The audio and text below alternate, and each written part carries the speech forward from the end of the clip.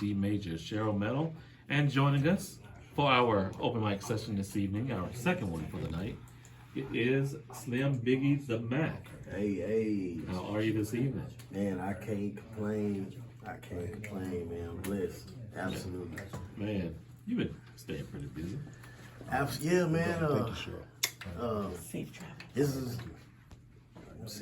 I'm going on, working on, getting ready to drop my second project. This year. But I always stay working, even when I'm not as active on the stage as I used to be. Stay working. I'm always writing. I'm always got something tapping into my creative mind. Bro. Already. That's what's up. Y'all be safe. Sorry, y'all. Loquito Rico is leaving the building. So, when did you get your first taste of hip hop and music in general? My first taste, man, I was definitely a kid. I used to. I'm finna go ahead and throw my age. I'm 40. I don't look like it. I'm 40. But, so I used to go and take my mom's cassette tapes, and I would put the paper in the top of them, and I would. Her friend at the time, we gonna call him a friend at the time, I would take his gangster rap tapes and I would dub and make my own little mixtapes. So when 96.1 was popping, yeah. So I would record and listen, and I used to have like a little recorder. I'd do my own radio, like I'd change my voice and act like I'm interviewing myself and do it all. I was very, very creative. But I want to say enigma or my eureka moment. Yeah. When I heard A-Ball MJG on Top of the World, Space Age Pimpin' was. Oh yeah. It's my all-time favorite song, all time, like rap wise. MJG is my favorite rapper.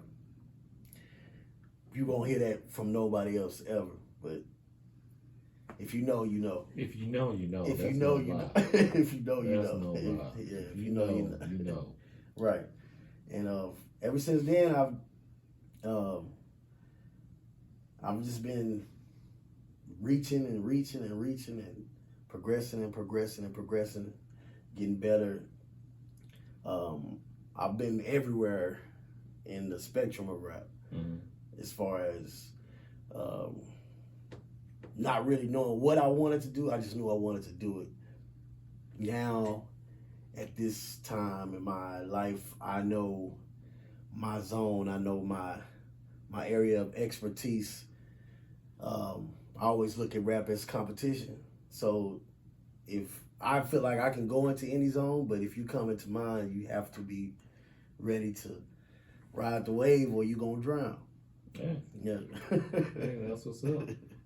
Funny you mentioned that you're making your own tapes and literally interviewing yourself. Yeah. Have you thought about if you wanted to be behind this particular mic at one point? I absolutely have. I absolutely have. Like, I was just telling my lady the other day, like, it's like, man, just thinking back to, looking at everything full spectrum and how everything comes around, like, that's really how I started, and then my love for music goes so deep. I don't just listen to rap like, jazz or R&B, heavy R&B blues. Like, I was brought up on, like old school blues and stuff like that. Rock music, country, not too much country.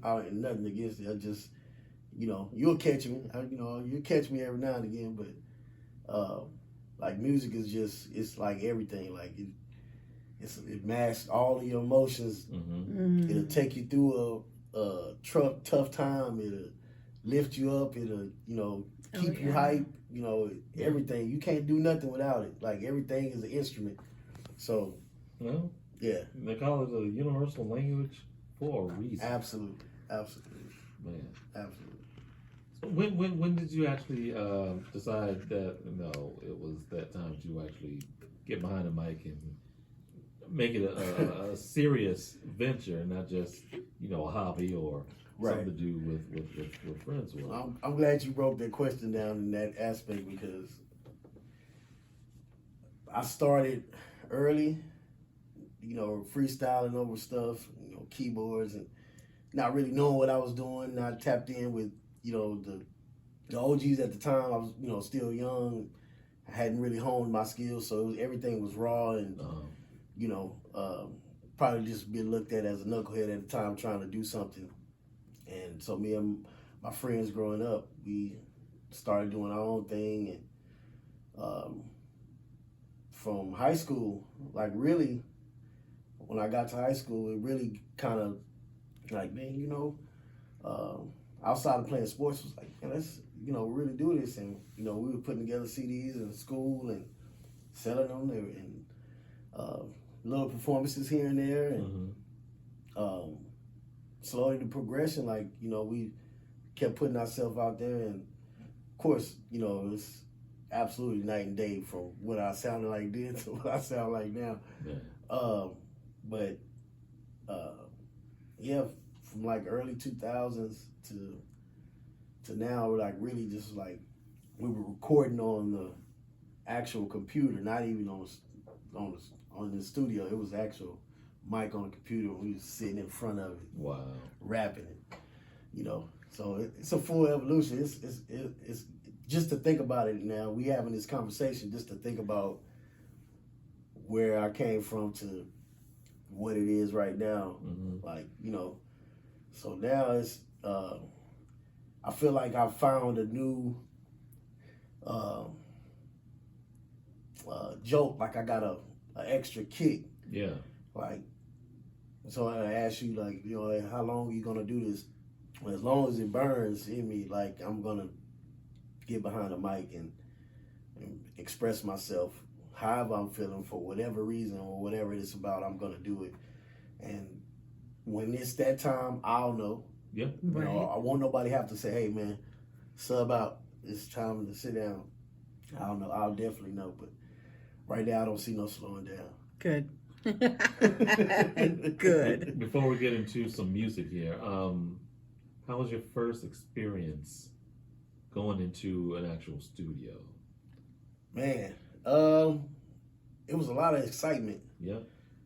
So much excitement that I had to realize I'm coming out of pocket. So you're in here trying to record and get the song, but I was so amped up that I couldn't read my paper because I was just hyped. So guy recorded me. He was telling me, "Hey man," he's like, just relax, just get relaxed. Take a deep breath and just be yourself. And from that point in, it was just, it's just natural. It just feels so good. That's what's up. Hey y'all, stay tuned. We've got more with Slim Biggie coming up. In this block of music, we have music from Deuce Dime plus Cedric Walker. But let's go ahead and get into a track from Slim Biggie the Mack. This is My Way. Don't go anywhere. More coming up. This is the Urban Suite, KSYM, San Antonio College Radio.